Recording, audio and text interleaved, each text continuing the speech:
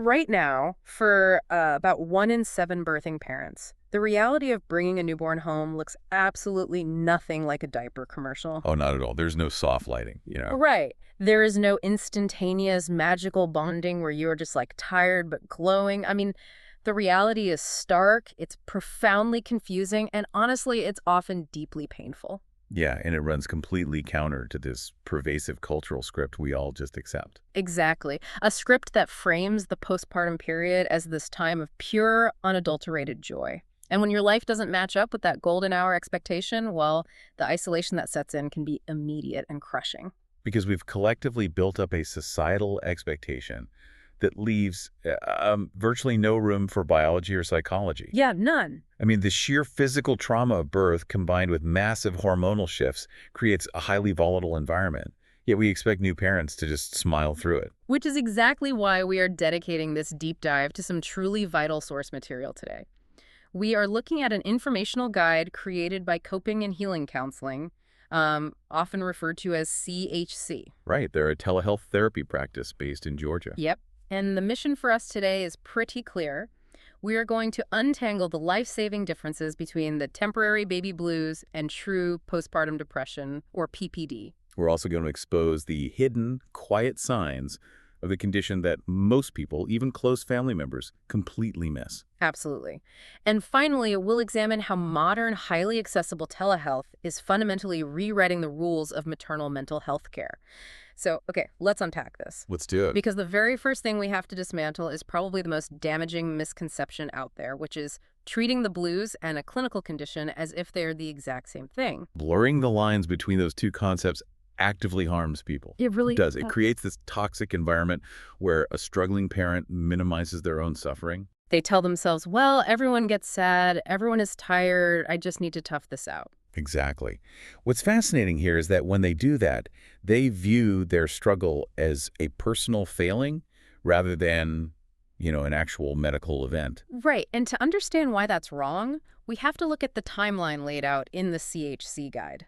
So the baby blues are incredibly common. It's just a temporary adjustment period. Your hormones are in complete free fall, your sleep is suddenly non-existent. Yeah, you might find yourself sobbing uncontrollably because, I don't know, you dropped a spoon on the floor or you can't find a matching baby sock. But the defining characteristic here is that it resolves within 2 weeks. The cloud lifts. Right. If we think about it like weather, the baby blues are like a temporary storm front passing through. It might rain hard, there's some thunder, but you can see the sun coming out behind it. That's a great way to look at it. Mm. Because postpartum depression is not a passing storm. It is a fundamental climate shift. It persists. Yeah. It deepens. And here is a detail from the guide that absolutely floored me. It can emerge anytime within the first year postpartum. A full 12 months. Wait, how does that work? It's wild, right? That 1-year window completely upends the traditional narrative. Yeah, because society basically tells us that if PPD is going to happen, it happens the second you walk through your front door with the car seat. Exactly. We expect an immediate onset because we associate the condition strictly with the physical event of birth.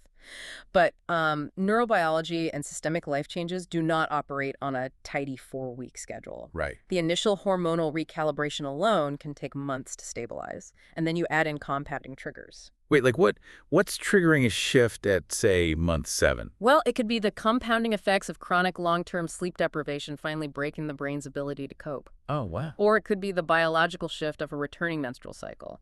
Or even the massive hormonal plunge that happens when a parent begins weaning from breastfeeding. That makes so much sense. Or even shifting identity issues, right? Like the intense pressure of returning to the workforce while still waking up 3 times a night.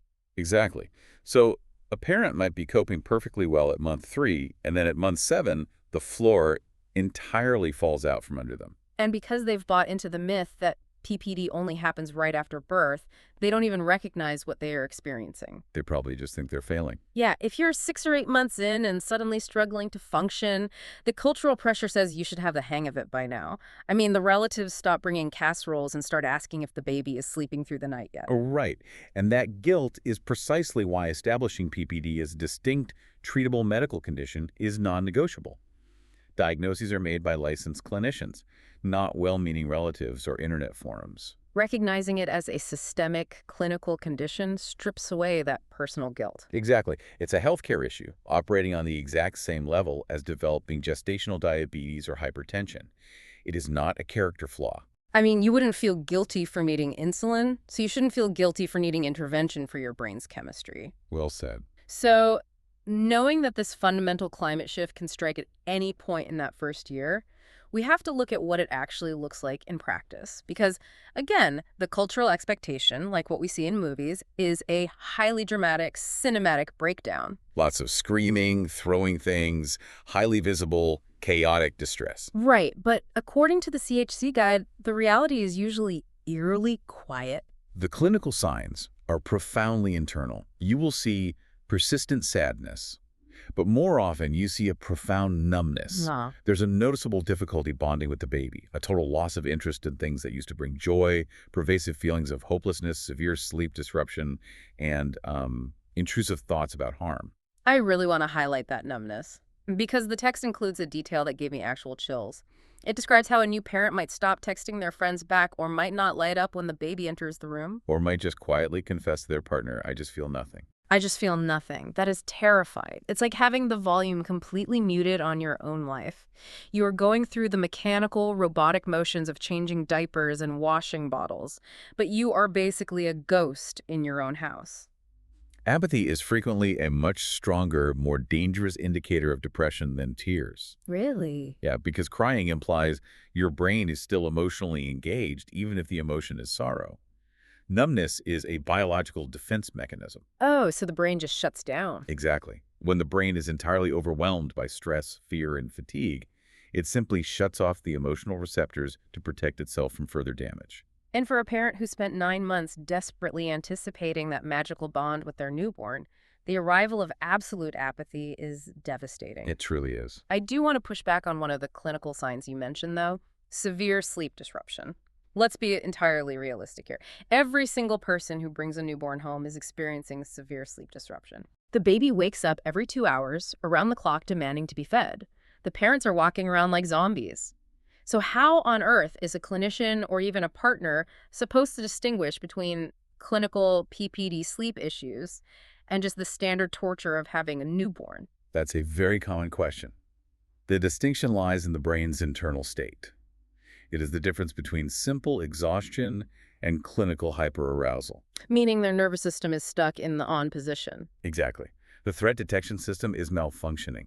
See, an exhausted parent without PPD is desperate for sleep and will take it the moment it is offered. Right. If a grandparent comes over and says, "I'll watch the baby for an hour, go lie down," that parent is asleep on the couch before the grandparent even finishes the sentence. Yes. But with PPD, the parent is bone-tired, hallucinating with fatigue, but when the baby finally sleeps, the parent lies there staring at the ceiling. Oh, wow. Their heart is racing. They're checking the baby's breathing every 2 minutes. They're cataloging every potential disaster in the room. So their brain simply refuses to power down, even when the opportunity is handed to them on a silver platter. Right. It is sleep disruption far beyond what the newborn schedule dictates. To be that desperately tired and completely locked out of your own ability to sleep sounds like a form of psychological torture. It is. And that malfunctioning threat detection system ties directly into another symptom we really need to cover, which is intrusive thoughts. The CHC guide specifically points out intrusive thoughts about harm. We have to contextualize this carefully because it is one of the most frightening symptoms a parent can experience, and consequently, it's the one they are most likely to hide. Definitely. Intrusive thoughts are sudden, unwanted, often violent or highly distressing images that just flash into a person's mind. Like visualizing dropping the baby down the stairs or slipping while bathing them. Or accidentally leaving them in a hot car. The crucial psychological mechanism to understand here is that the parent experiencing these thoughts is utterly horrified by them. Right. In clinical terms, these thoughts are ego-dystonic. They go completely against the person's true desires, morals, and values. So the fact that these images cause the parent such immense distress is actual proof that they are not a danger to their child. Exactly. It proves their protective instincts are fully intact. They are just misfiring. But because society doesn't educate parents about this, the parent thinks, I'm losing my mind, I'm a monster. If I tell my doctor about this, they will call Child Protective Services and take my baby away. So they suffer an absolute terror and silence. But wait, if a parent's protective instincts are perfectly intact, but they are suffering in this kind of isolated terror, why aren't we catching them? If this affects 1 in 7 birthing parents, how are so many slipping through the cracks? It points to a massive systemic failure in how we screen for postpartum mental health. Let's talk about that, because the traditional medical model relies heavily on a single touch point, right? The standard 6-week postpartum visit with the obstetrician or midwife. And it is woefully inadequate for catching a condition this complex. I mean, calling it inadequate almost feels too generous. Relying on a single 6-week checkup to gauge a parent's mental health is like taking a photograph of a runner at mile 2 of a marathon and assuming you know exactly how the rest of the race is going to go. That's a perfect analogy. At 6 weeks, a parent might still be running purely on adrenaline.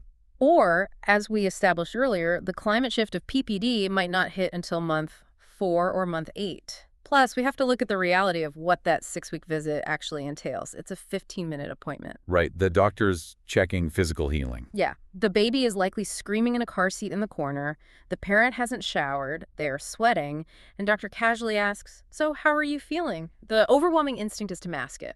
You just say, I'm fine, just tired. And following that 15-minute visit, the obstetrician or midwife typically discharges the patient. Their formal maternal care is officially over. Wow. So if the parent begins to severely unravel 3 months later, there is no designated medical professional looking out for them. This is a detail in the CHC guide that really reframes the whole issue for me. The safety net doesn't come from the parent's doctor. It comes from the pediatrician. Isn't it wild that the baby's doctor ends up acting as the frontline defense for the parent's mental health? If we connect this to the bigger picture, logically, it's a brilliant, if accidental, fail-safe. How so? Look at the schedule of pediatric well visits. A baby sees their pediatrician at 1 month, 2 months, 4 months, 6 months, 9 months, and 12 months. That's a lot of visits. A struggling parent might neglect their own dental appointment for 3 years, but they will move heaven and earth to ensure their baby doesn't miss a vaccine appointment. Oh, that's so true. So the pediatrician has a consistent year-long window into the family's dynamic.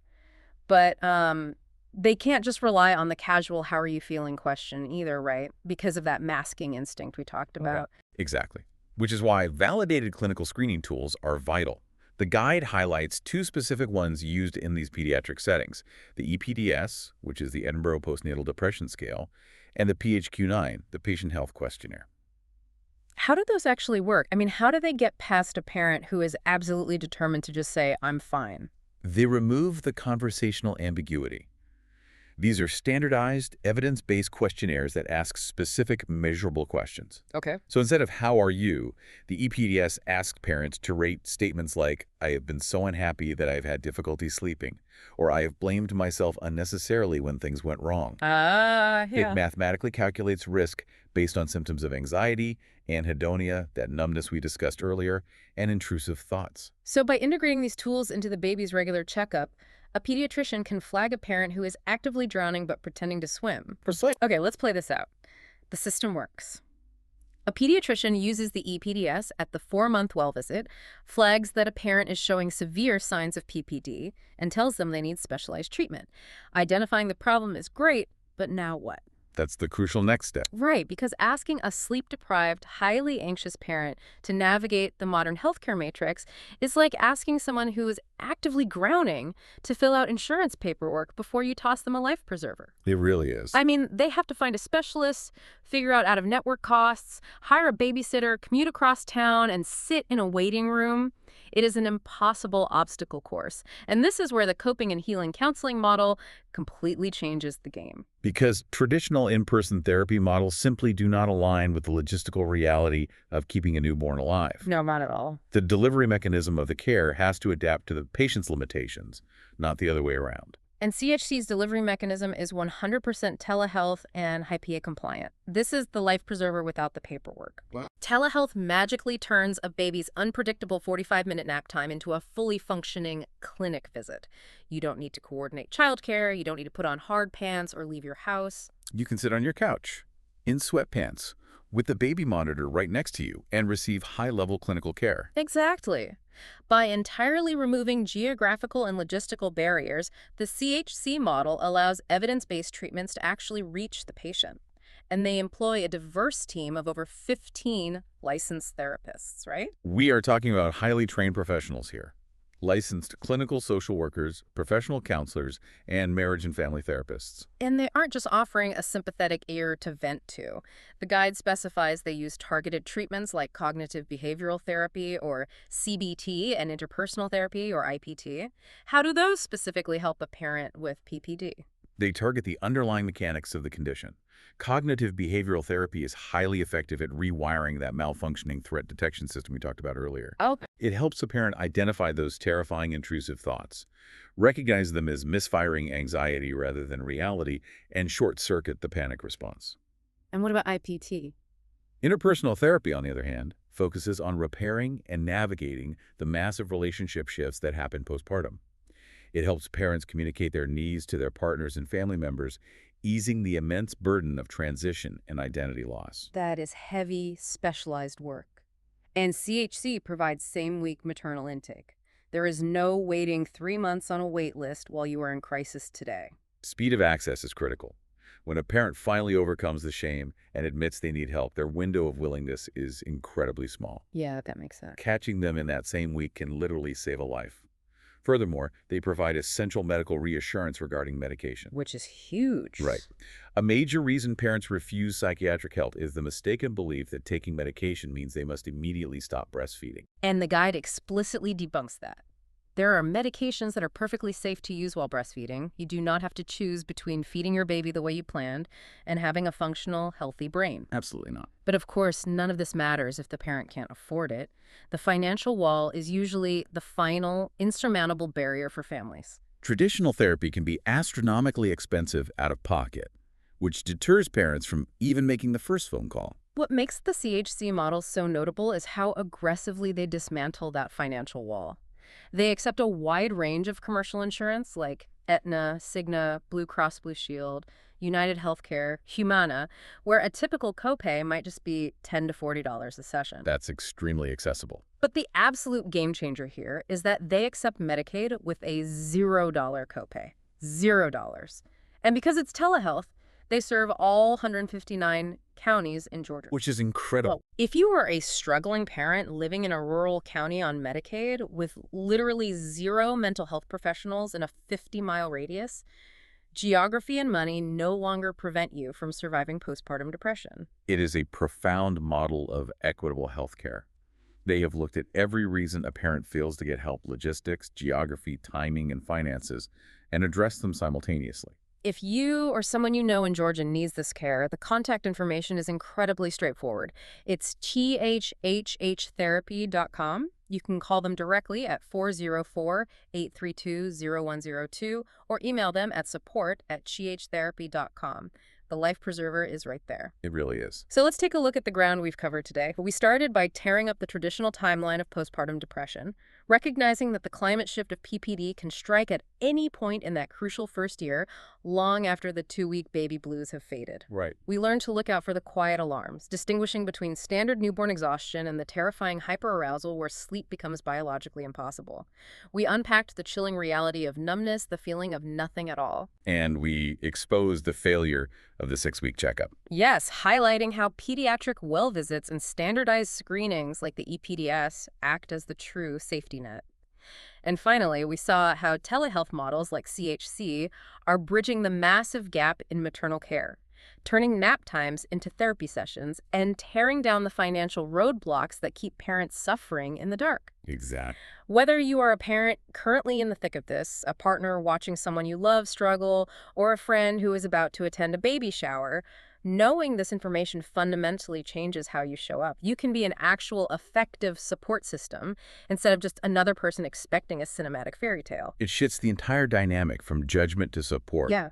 And, as we process the implications of this CHC guide, it raises a much larger systemic question. Oh, what's that? Well, we discuss how pediatric well visits have effectively become the vital safety net for maternal mental health, simply because the baby's doctor is the only professional consistently observing the parent. If a parent's health and survival are already this deeply entangled with their newborn's appointments, how might our entire healthcare system evolve if we stopped treating the birthing parent and the baby as two separate, isolated medical Oh, entities? wow. What if, from the very first day, we viewed the family unit as a single, interconnected ecosystem that requires simultaneous, integrated care? An interconnected ecosystem. That completely shifts the paradigm of how we heal. If you need them in Georgia, it's treatable or 404-832-0102.